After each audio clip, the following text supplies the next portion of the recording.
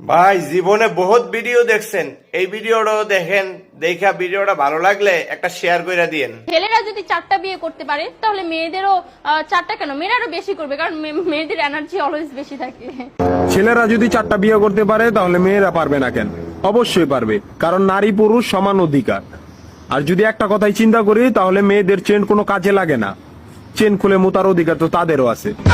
মালে আসেন, একটা চাবি দিয়া যদি 4টা তালা খোলা যায় ওটাকে বলা হয় মাস্টার কি, আর একটা তালা যদি 4টা চাবিতেই খুলে সেটাকে বলা হয় খাঙ্কি।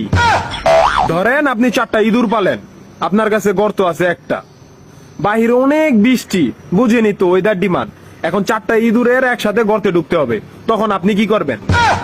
ধরলাম উপরে নিচে মিলাই আরো 2টা আছে, হ্যাঁ, তাহলে 4 নাম্বার ইঁদুরটা কই যাবো? কানের ফুটা দা না নাকের ফুটা দিয়া? হ্যাঁ, তার মধ্যে মাসের মধ্যে 7 দিন থাকে লকডাউন। আমি মানি, আমি না শুধু সবাই মানে, মেয়েদের অনেক পাওয়ার, মেয়েদের অনেক এনার্জি। তাহলে দেশের মধ্যে ঘন ঘন লোডশেডিং হয় কেন? আমার মাথায় কোনোভাবেই ঢোকে না। একটা ছেলে যদি 4টা বিয়ে করে, 4টা ঘরে যদি 10টা সন্তান থাকে, তারপরে বাপের নামে একটাই থাকবো। এখন আপনি যদি 4টা বিয়ে করেন, একটা সন্তান হয়, তাহলে বাপের নাম কি দিবেন?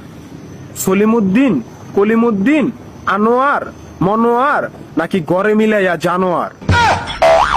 আপনি কি নারী না ঢাকা শহরের লোকাল গাড়ি?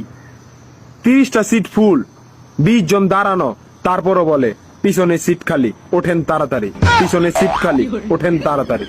শুধু এই সমস্ত মেয়েদের কারণে পুরা নারী জাতির সম্মানহানি হয়।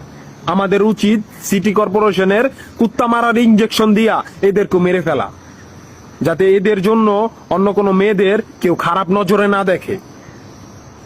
মারানি কোনানকার।